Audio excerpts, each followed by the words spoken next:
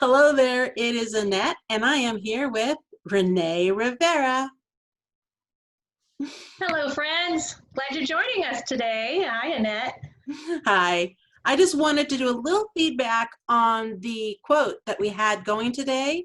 And the quote is, if you judge people, you have no time to love them. And that was by Mother Teresa. And the question we had with it was, what person have you judged that is ready for your love? And when I thought about that in the beginning, it was like, I can judge somebody and love them at the same time. Not. When I tried to put the two together, I realized that didn't work so good. And the first Yeah. thing I thought of, Renee, was when my husband and I started the skate park ministry, and I would get frustrated with the guys with their foul language or their pants hanging down too low for me. And it was like, boy, am I being judgmental. God just showed it to me so clearly. And I couldn't pray for them the way I should be praying for them. And I couldn't love them unconditionally the way they really needed to be loved unless I was going to get rid of the judgment that I had for them. And as soon as I just laid that judgment at the cross and asked for forgiveness, the love I had for them grew for more than what I've ever could imagined. All of a sudden, I found myself defending them when people would start complaining about them or whatever it is. So that's the experience I had with having to get rid of judgment in order to be able to love better. Wow.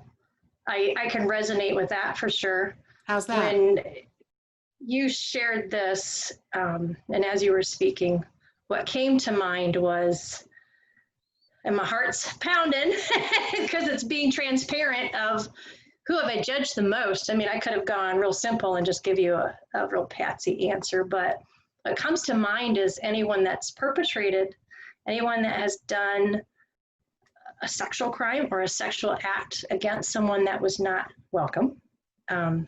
So I would say it would be a group of people, not necessarily an individual per se, but a group of people that have done a specific act towards another person that I have judged. And my judgment was they could never get help. They would never change. They will always be monsters. That was my opinion. And several years ago, met a woman and was able to introduce her to Jesus. And she chose to start a walk with him. And when I met her, she's a prostitute as well as a madam. And so those acts of, leading other women and young girls and women to do that lifestyle, there was like a little bit of an abuse kind of thing.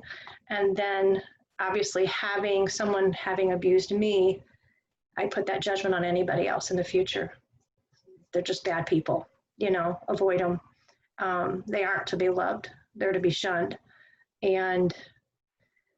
But besides that friend, God had brought other people into my life who then began meeting Jesus and changing their lifestyle and changing their choices and how they treated people. I'll be honest, God changed my perception and he broke my judgment that I thought would never, it was hard. It was crusted over. It was a very hard judgment. Because I thought it was an impossible group of people that God could ever touch. And therefore I thought God wouldn't touch, but God proved me wrong by bringing them into my life. That's wonderful. Brought them into my life and showing me that that's not who they are, that Jesus can redeem them, Jesus can change them.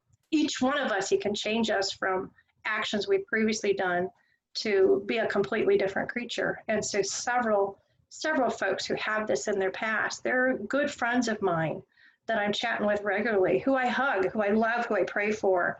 And I'm grateful for that breaking of that judgment.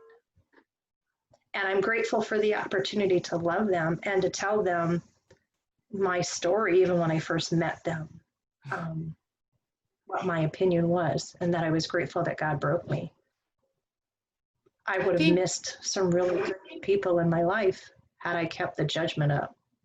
for me, in the beginning, I was blind to it, where it was just a Mm, part of my life that was a mm, given. And because I was raised that you mm. don't cuss and all these other things, and there were certain standards type thing, and it made me prejudiced where I didn't even know I was prejudiced towards people. And that was pretty disturbing to me, that when I realized what I was doing, um, it was heartbreaking. Yeah. For me, what I realized is that judgment kept me from my own healing.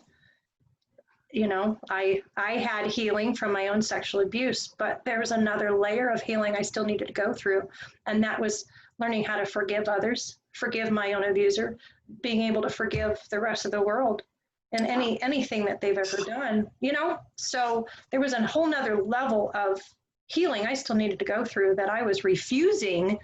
In all honesty, if you really look at it, I was refusing that help, and I was refusing that part of Jesus that Jesus wanted to give me. I limited him and I limited myself with that judgment big time.